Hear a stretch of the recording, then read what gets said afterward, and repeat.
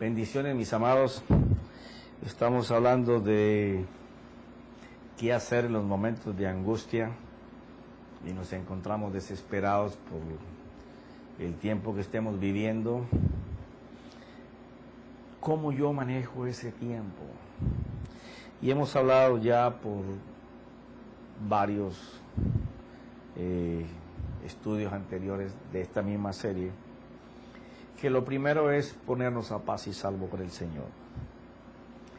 La segunda parte es la actitud de buscar a Dios. Es el momento en que tú tomas la decisión.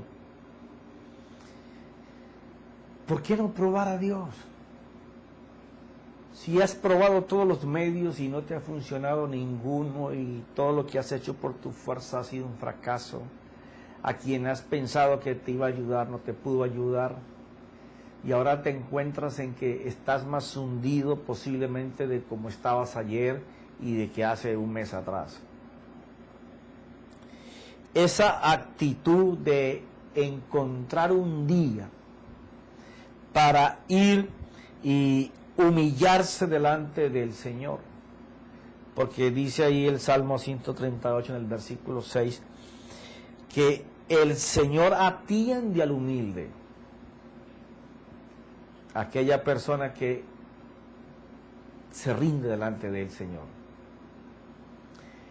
Dice que al altivo Él lo mira de lejos, pero que al humilde en el día de su angustia, Él lo va a vivificar, o sea, le va a dar vida en donde la vida la está perdiendo, donde se siente a morir. Pero hay que tomar esa decisión después de que ya decides entregarte al Señor para que sea Él quien te saque de donde tú estás y ya has hecho un arrepentimiento genuino de todas las cosas que debiste haber hecho para Él o para las personas y las hiciste mal. Entonces ahora vienes a que Él te dé vida porque te sientes morir. Esa actitud de tomar esa decisión de ir por Dios, ir a probar de que Dios es real, de que no es solamente palabra, sino que la palabra que Él enseña por sí sola tiene vida, capaz de cambiar tu vida. Una vez que la palabra se instala dentro de ti, lo primero que te va a dar es paz en medio de la angustia. Si la palabra de Dios tú le pones atención, si la palabra de Dios tú le prestas tu oído para escuchar, no para oír, sino para que atentamente todo tu ser pueda ver y oír lo que Dios dice, esa actitud te va a sacar en medio de tu necesidad, en medio de tu angustia. Aquello que sientes por dentro que como que te revienta, se va a acabar. Porque Él es más grande que cualquier problema que tú tengas. Se puede levantar el mismo infierno, pero Dios ya venció a todo lo que es parte del infierno. Por eso el salmista decía en 138:3, en el día que invoqué, o sea, está hablando de que se pasó tiempo sin hacerlo, pero que hubo un día que él invocó a Dios. Me respondiste, me hiciste valiente con fortaleza en mi alma. No hay persona que no pueda testificar que en el día de su angustia, en el día en que se pensaba morir, en el día que pensaba que todo lo iba a perder, haya invocado al Señor y que lo que primero Dios le va a instalar es que va a fortalecer su alma. Inmediatamente tú clamas por Dios, lo primero que Dios hace es arrancarte el peso. Y Él comienza a darte la fuerza de Dios en tu ser interior para que tú puedas entender que la respuesta de Dios empezó. Es maravilloso tener un Dios que si yo me humillo delante de Él Y humillarse delante de Dios es ir con vergüenza para contarle al Padre que es tu Dios. Y si tu Padre no es Dios, es el día para que tú digas: Señor Jesucristo, yo clamo a tu muerte en la cruz para que tú me aceptes como mi hijo, como tu hijo, y yo quiero clamar hoy estando revestido de aquello que le quitó el poder al pecado para que pueda operar en mí, que es tu sangre. Porque una vez que el Señor fue y presentó la sangre por el precio de tus faltas, el pecado no tiene dominio sobre ti hasta el día que tú lo sepas. El día que tú sepas y tomes la actitud de ir a buscar a Dios y tú sepas que la sangre del Señor le quitó el dominio al pecado que te sujeta. Llámese como se llame tu pecado, una vez que vas delante de Dios y dices: Señor, esto que me atormenta, esto que me atribula, esto que me angustia, lo quiero entregar, la sangre de Jesús, y clamas a ella, al nombre de mi Señor, eso te va a quitar de encima el peso que subyuga tu mente y tu corazón. Por eso dice que Él mismo, en el día que le invocó, me respondiste, dice David, me hiciste valiente con fortaleza en mi alma. Comenzó a sentir una clase de valor para enfrentar el momento que estaba pasando, que solamente él sabía que antes no la tenía, pero que ahora la tiene. Y que esa fuerza viene de Dios. Ahora, ¿cómo Dios inyecta esa fuerza? Mira.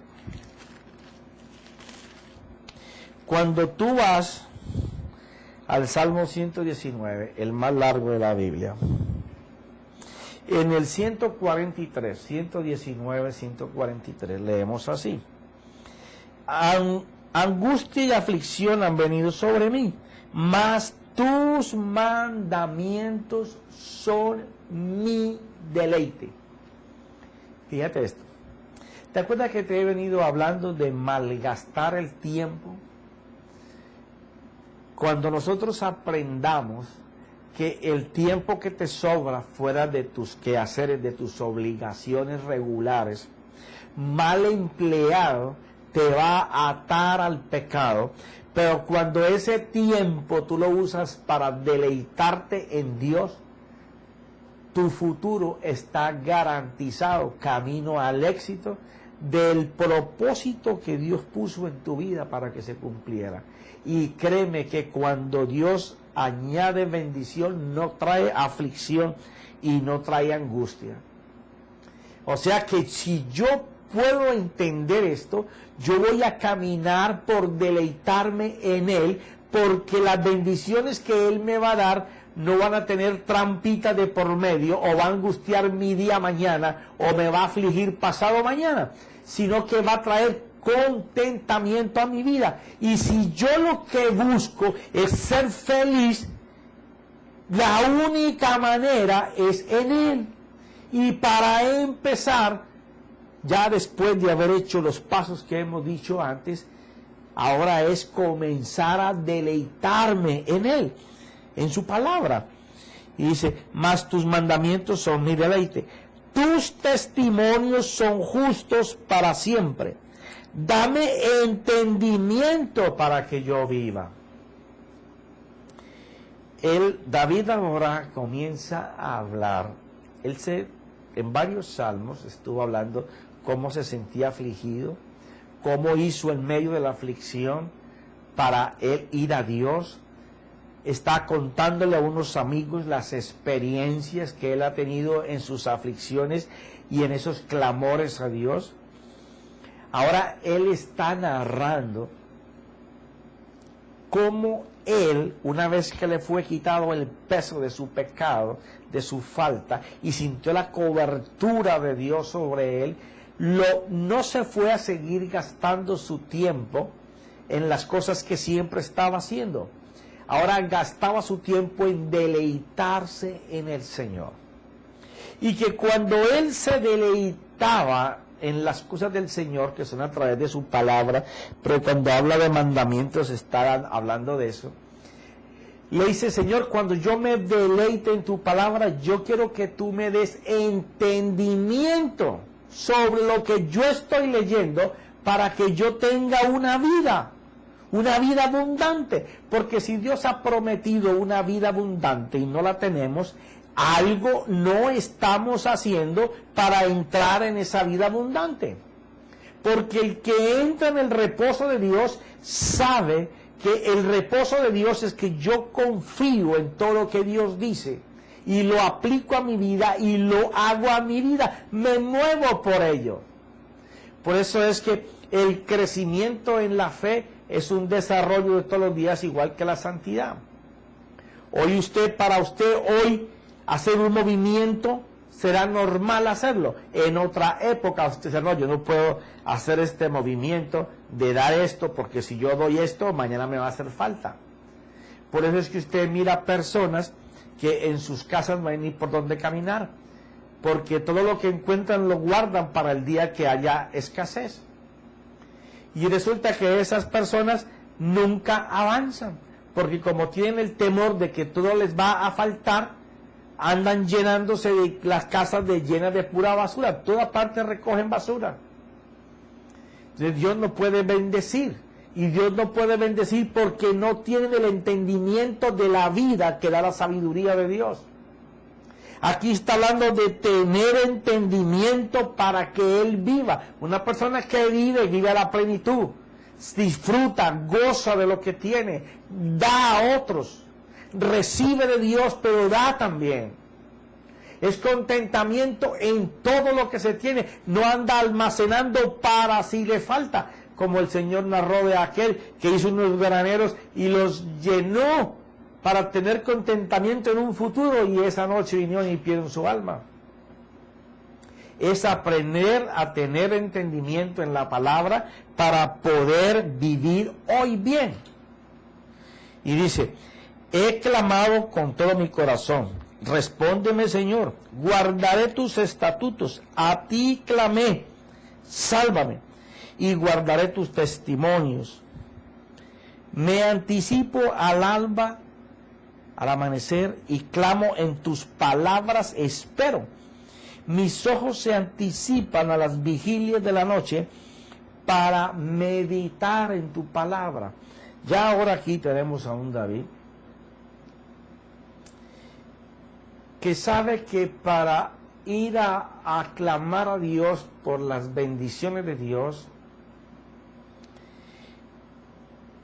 sabe que en su experiencia de comunión con Dios, que él tiene que hacer una paz con Dios, en donde él va a dejar que Dios gobierne su vida, sus pensamientos, y que a cambio de eso Dios le va a dar un entendimiento para que pueda vivir placenteramente.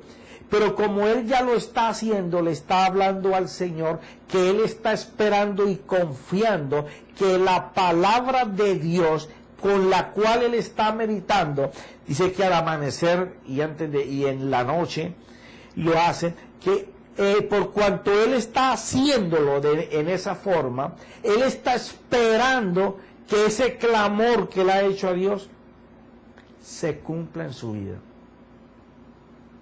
Porque las cosas maravillosas del clamor es que no siempre hay un clamor por la necesidad, por lo que tú necesitas que Dios te supla en tu vida. Llegamos a un momento en que clamamos a Dios es por la vida de Dios. Yo pienso que es uno de los clamores más maravillosos. Clamar para que Dios se haga manifiesto en nuestras vidas. Y es el entendimiento de que el rey David habla. ¿Por qué razón?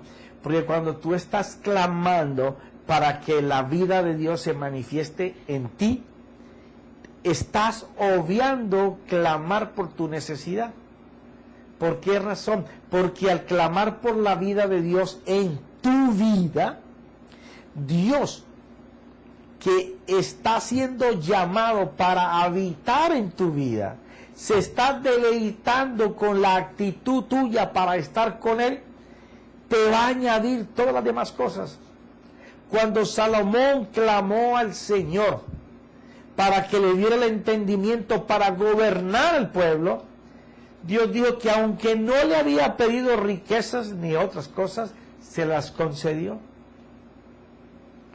Porque lo más importante de un clamor, sé que la necesidad es importante suplirla.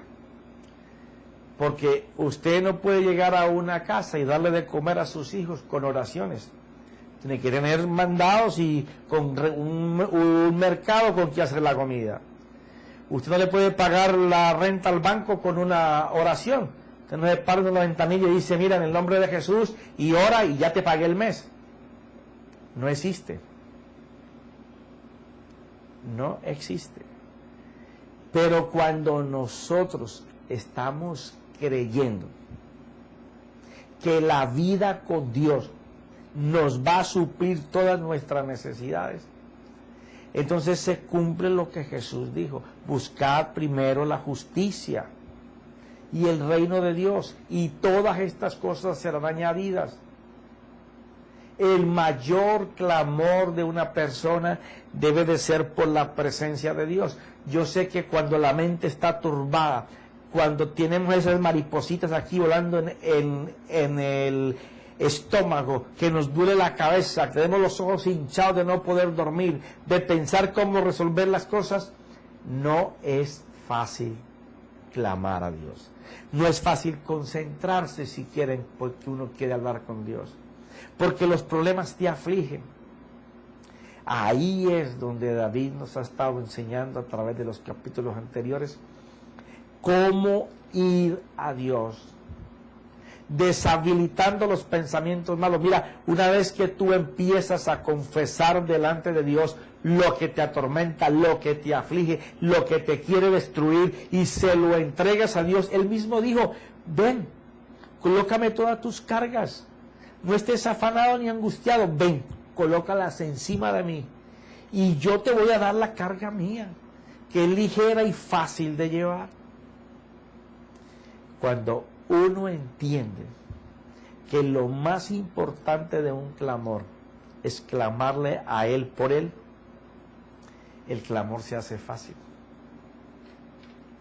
Porque ya tú no vas a buscar solamente la respuesta de la mano de Dios para tu renta, para tu mercado, para tu trabajo, para tu casa, no.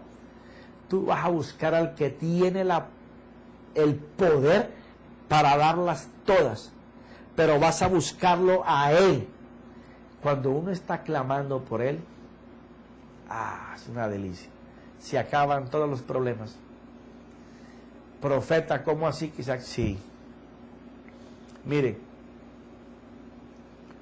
usted pruebe a Dios. No le estoy diciendo que pruebe lo que yo le estoy diciendo.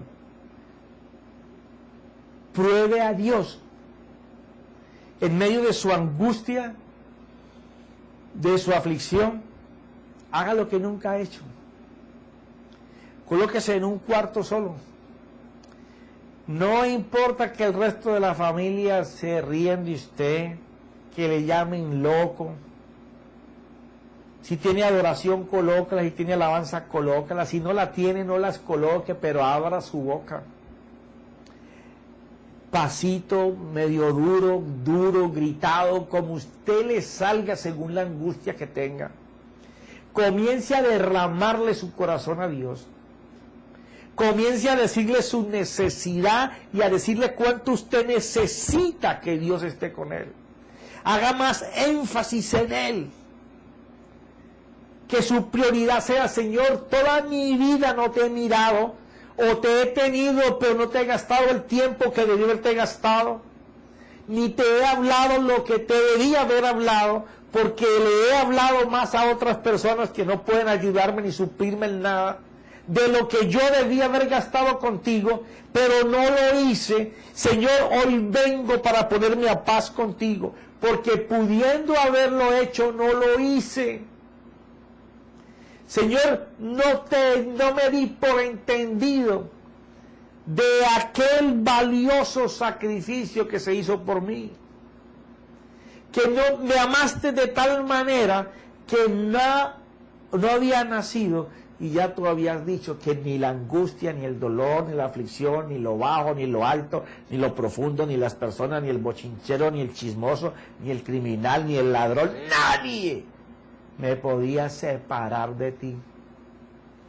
Y cuando tú empiezas a derramar tu corazón con el Señor, tenemos que aprender a hablar con Dios como tú hablas con tu esposa, con tu esposo, con tus hijos, con tus familiares, o con la persona con la que tú más tengas intimidad y confianza para hablar. Comienza a hablar con Dios. En cualquier lugar que tú estés, ahí está Dios. Tú no lo estás viendo, pero Él te está viendo a ti, hasta que va a llegar el momento en que tú empieces a ver a Dios. Uy, profeta, pero la Biblia dice que nadie ha visto a Dios. Bueno, si tú miras las cosas que Dios hace, ves a Dios. Jesús dijo, el que me ve a mí, ve al Padre. Y si no lo ven, mire las obras que yo hago para que crean y lo vean. Cuando tú ves las cosas que Dios hace en otras personas, los testimonios de lo que Dios ha hecho, ahí estás viendo la mano de Dios. Nosotros necesitamos empezar a desarrollar esa intuición de que tenemos que separarnos para Dios, de que tenemos que ir a buscar su presencia. Estamos enseñados siempre a hablar con una persona cara a cara. Aprendamos que somos un espíritu, que esto que tenemos aquí encima es como esta ropa, nuestra carne y nuestros huesos son como esta ropa. Dentro de nosotros hay un espíritu que es eterno, no va a morir jamás, va a estar o para con Dios o para con el diablo.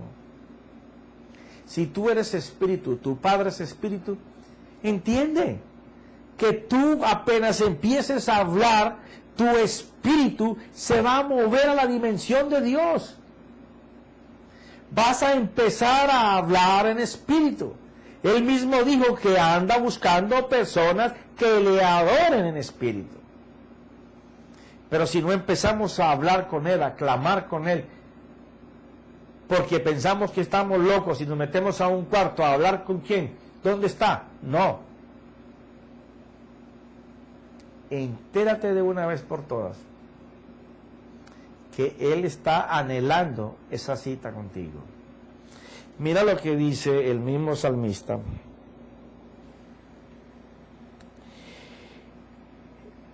En el Salmo 56.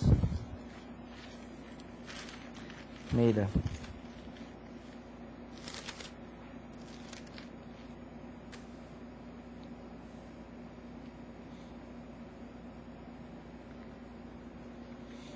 Mira esto.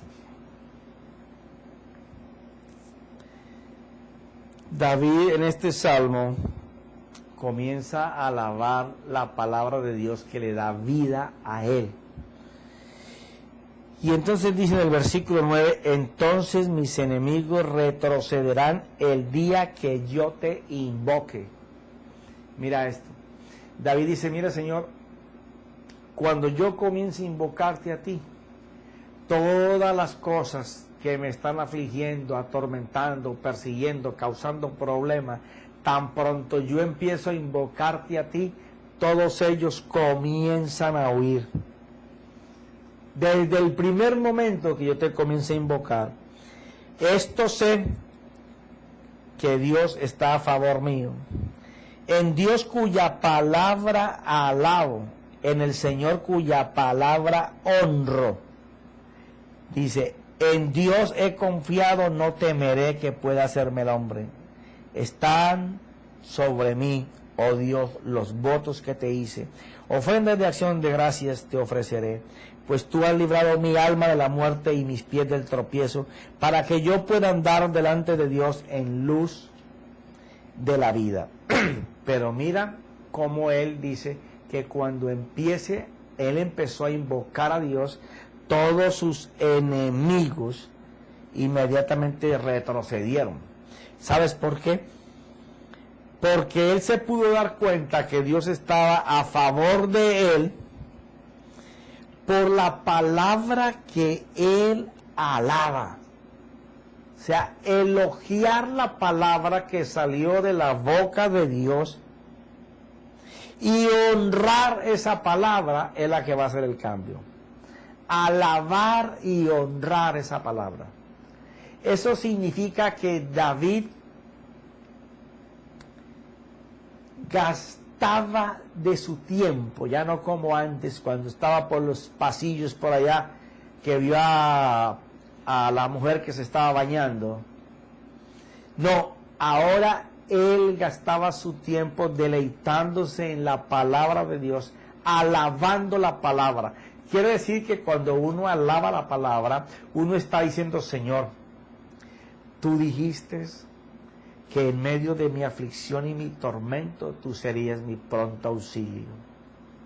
Tú dijiste que cuando mi pie estuviera a punto de resbalar, tú me pondrías una roca que era Jesús, para yo ponerme ahí parado, en firme. Señor, que cuando yo estuviera afligido, me volteara a mirar a ti, que tú harías que tan pronto yo te invoque, mis enemigos retrocedan, las circunstancias cambien. Oh Señor, cómo yo alabo eso que tú dijiste, que cuando yo estuviera enfermo, mirara a tu cruz, que en tu cuerpo, que era como una llaga, allí estaba la sanidad de mi enfermedad. Señor, que tú dijiste que me bendecirías hasta el fin de mis vidas, de mis días. Que no habría quien se pudiera parar enfrente de mí para hacerme guerra si tú estabas conmigo. Señor, qué palabra esa más maravillosa. Quiere decir, Señor, que si yo estoy contigo y tú estás conmigo, ¿quién será el que se atreva a hacerme daño? Alabar la palabra es comenzar a reconocer que hay cosas que la palabra ha dicho siempre, porque no ha cambiado, pero que nosotros las hemos hablado por hablar y no las hemos creído, mirando el espíritu de ella que nos habla y nos dice cómo nos va a dar vida. Es tan importante cuando clamemos tener palabra de Dios, para cuando tú termines de expresar tu necesidad, comiences a hablar al cielo de lo que Dios dijo que Él iba a hacer para nosotros si nosotros íbamos a Dios.